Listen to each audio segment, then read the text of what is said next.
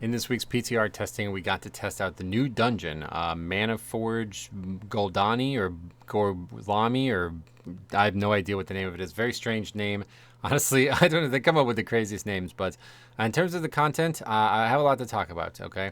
So I'm going to have another video tomorrow on the actual situation with like the levers thing and all that.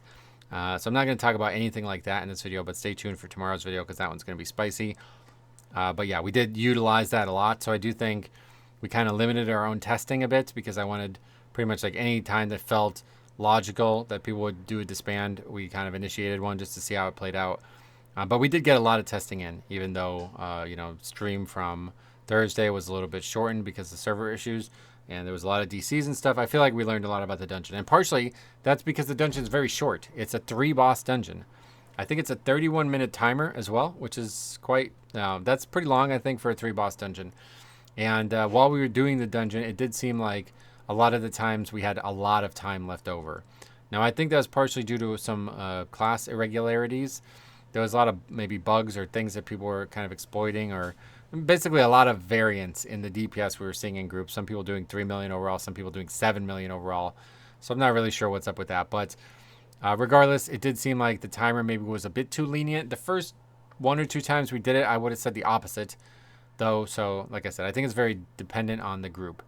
One thing I will say, I loved the first pull of this dungeon. The whole time I was learning it, the first day, I was kind of like just going in a straight line and just fighting a pack kind of right out of the gate. And we were fighting that with some other trash, trying to make a little bit of a larger pull.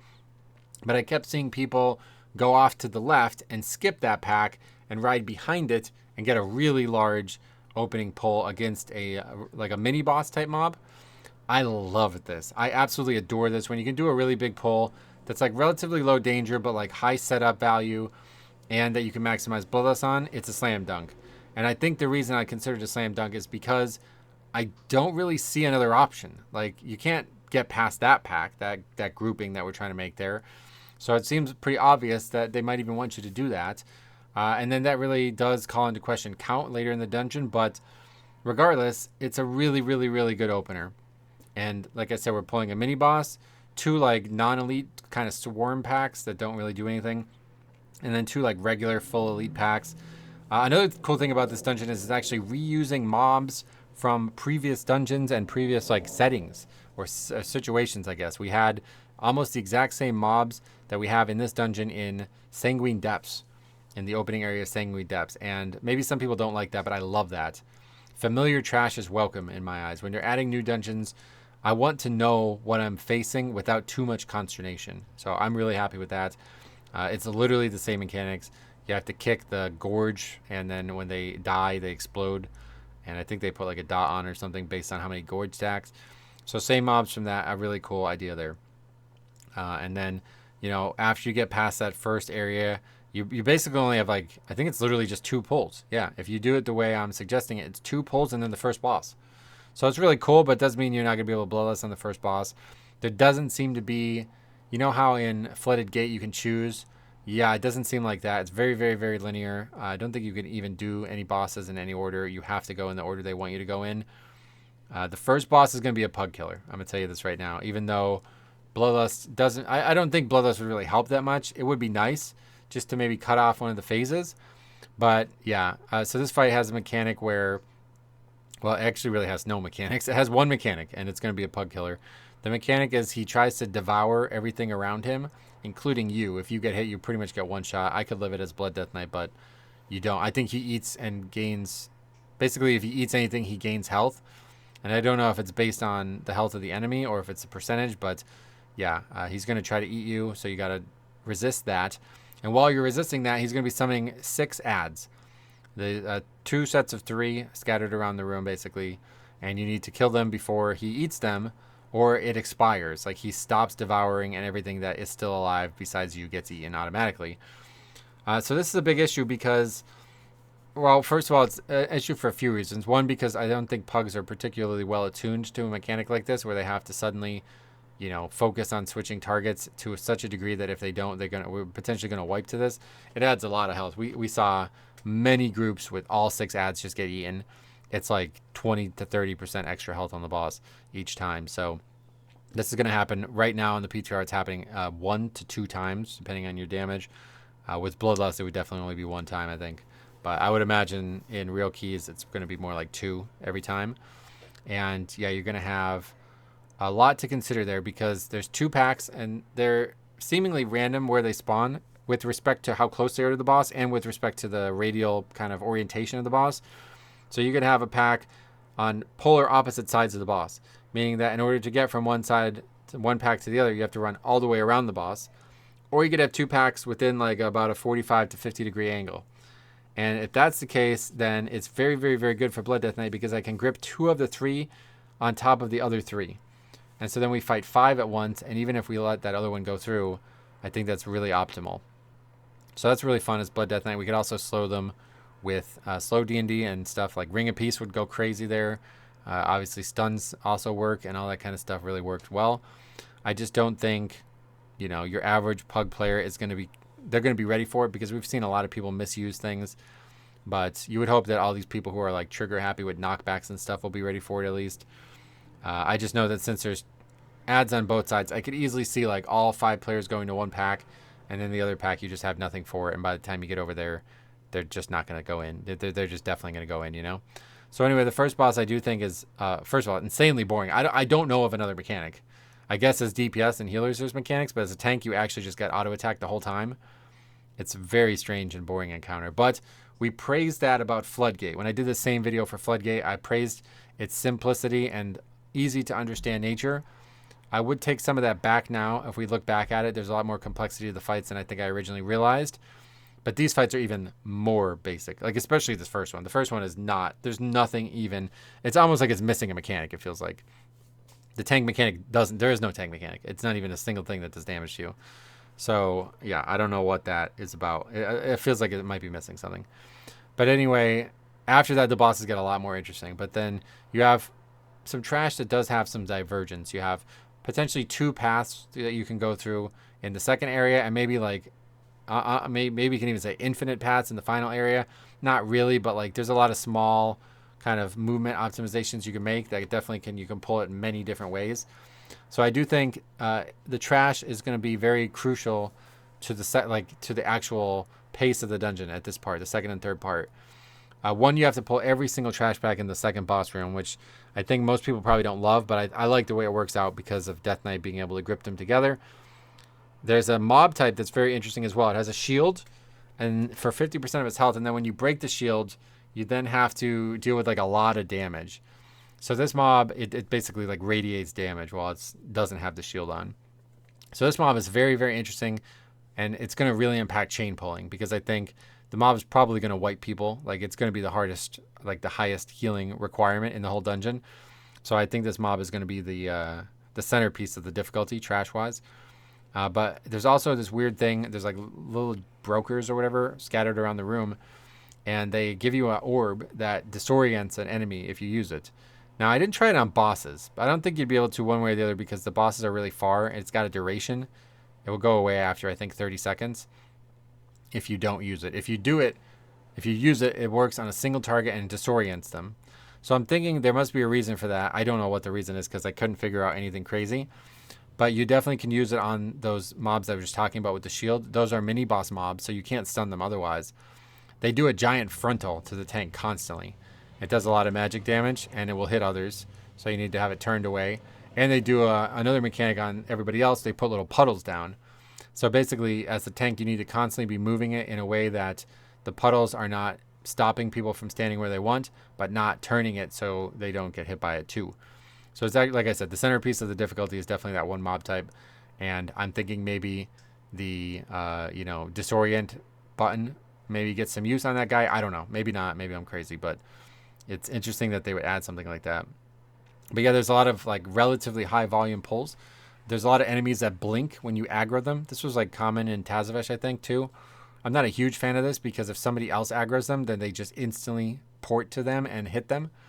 Like times I would try to set up a pull, and because the mobs would blink, even though I'm standing right next to them, if somebody else hits them, even if they're a few yards away, then those people instantly get meleeed.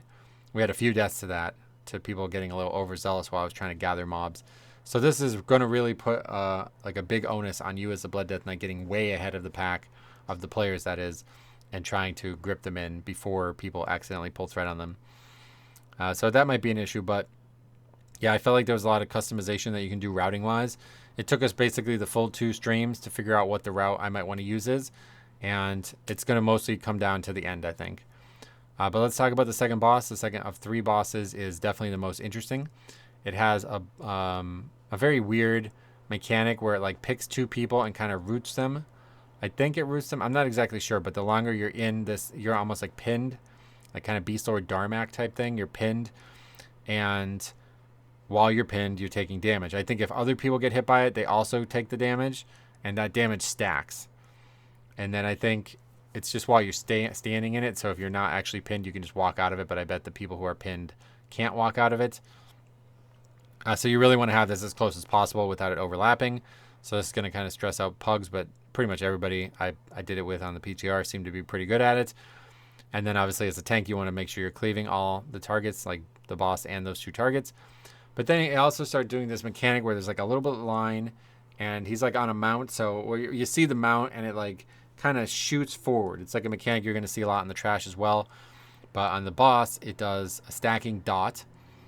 And I'm thinking it does damage to the pin thing. Like, I'm pretty sure we saw that, but the pins would die so fast that you never really got a chance to see it. But I think it does that.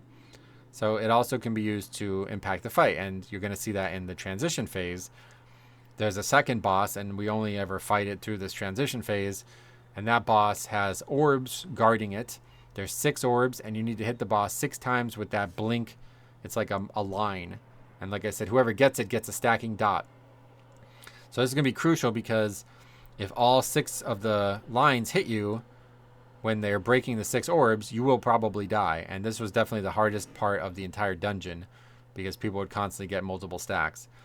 Now, at first, I thought the line had to go through the orbs on the boss.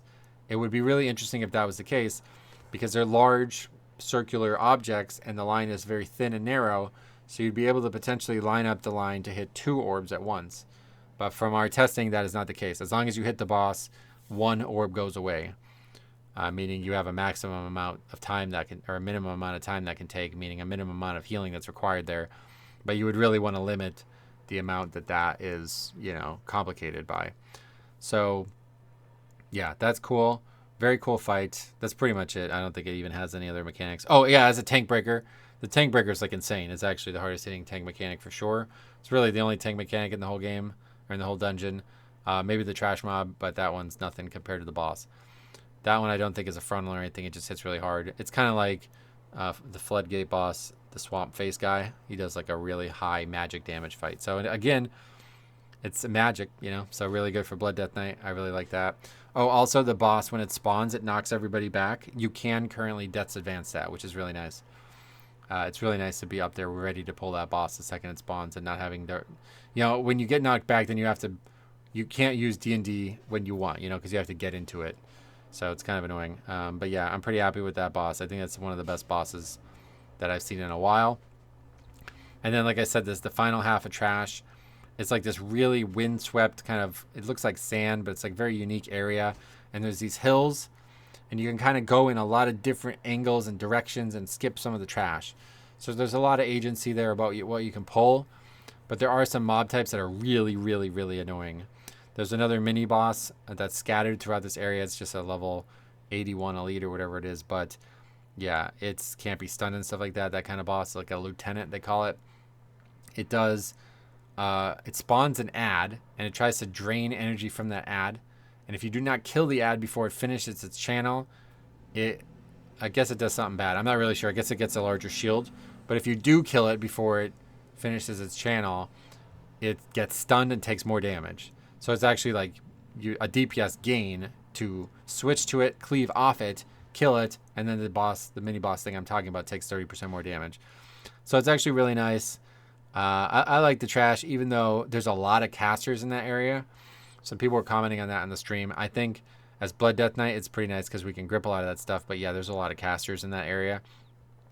And then I think if you just went in a straight line along the path that Blizzard has kind of developed, like visually, you wouldn't even notice, but there's these mobs that are like Crocolisk type mobs or like burrowing mobs. And they seem like really dangerous and very, very different compared to every other mob in that area. So usually when something like that happens, I think that stark contrast to the visuals of the mobs usually catches people by surprise. And I think people might aggro them by accident, or it may be the opposite. They may be the main way people get countered or something like that. But yeah, it's very, very different. There's like a totally different mob type. I'm not even sure what its function is there, but there's a lot of different options. And then the final, like right before the last boss, it reminds me very much of Ruby life pools. How there's like the hardest pull in the game right at the end. But at least this time you can kind of break it up. There's 2 of those guys that spawn the ads. Those mobs are absolute brutal. Like they're so brutal. You have to do a lot of damage to that ad, like I said. So you got to really switch a lot. It's going to be really hard to chain both of those pulls together. But I know people are going to try to do it, just like they did in Ruby life pools. So yeah, I think that's probably going to be the hardest pull in the whole game, in the whole season. But we'll see how it plays out. But if you just pull them separately, then it's not that bad at all. It's just 3 mobs. But yeah, 2 of those guys where you're constantly having to switch to those ads gets out of control really quick. Now, the last boss has one of the most unique mechanics I've ever seen. It like separates your soul from your body. And if you don't get it back in time, you have like a couple seconds to get it back. If you don't get it back, you get a debuff that I think is a stacking dot, or just a dot, I guess. I think it can stack though. I'm not sure. And then it also is a 10% haste loss, I believe it is. So this is interesting because the boss does mechanics, and the soul is in the mechanics. Unbelievable. The reason the soul goes away, because if a mechanic hits the soul, it kills the soul. And then you get the debuff. But so there's like lines. There's 2 mechanics. There's lines, and there'll be a soul in the line. And you have to get into the line and get it, and then get out before the mechanic happens. So creative. Such a creative idea. I've never seen that in the game. And then the other one that alternates is circles. They're spread out type circles. 5 people all get them.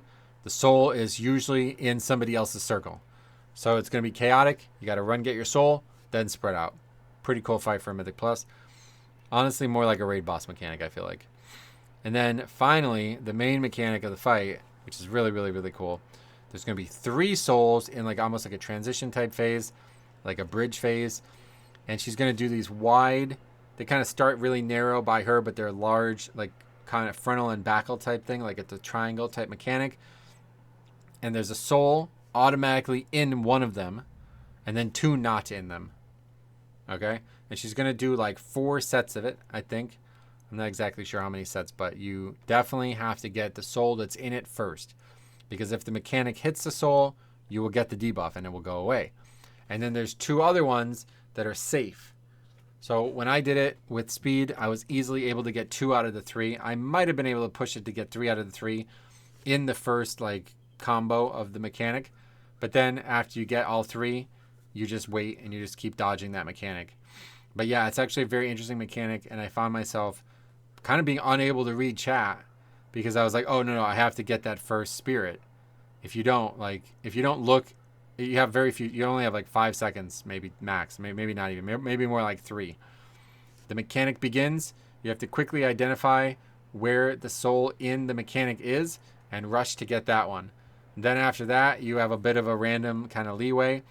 The next 2 could still be hit by mechanics, but it didn't seem mandatory. Like it didn't seem like it was guaranteed to target one of them with the mechanic.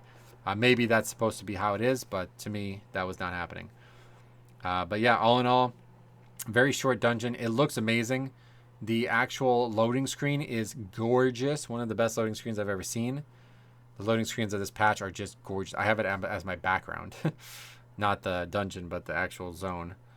And so yeah, I think it's actually going to be a pretty interesting dungeon to tank. I don't know much from the perspective of the other roles, but I do think the Pug world is going to be kind of haunted by that first boss. But if those things are tuned well and the bosses aren't super difficult, I think it's going to be a really interesting dungeon.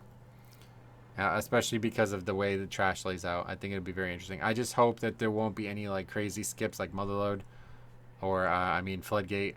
How everybody wants to skip bubbles. There's no mini boss of that nature in this dungeon from what I could tell. But there is a lot of small kind of different ways to combine trash and different areas that you can walk that you can get different count. So we'll see how it plays out, man. If you guys did the dungeon, let me know. I'm happy to hear your thoughts. I am actually very happy with the non-mega dungeon concept. I think they should continue doing this. 2 totally separate dungeons. It's actually way cooler than the mega dungeon. I liked mega dungeons at one point, but they have almost no use as like the 0. Like you never really use them. I never really did them as the 0. In fact, I totally skipped season 3's mega dungeon and didn't, or season 2's or whatever. Yeah, when it was in season 2 of Dragonflight, I never did Dawn of the Infinites until season 3. And I bet a lot of people were probably in that boat because there's just no gear there that you wanted at that point, you know? So I'm more in favor of them handling it this way. So let me know what your thoughts are. Stay tuned. Tomorrow's video is going to be spicy.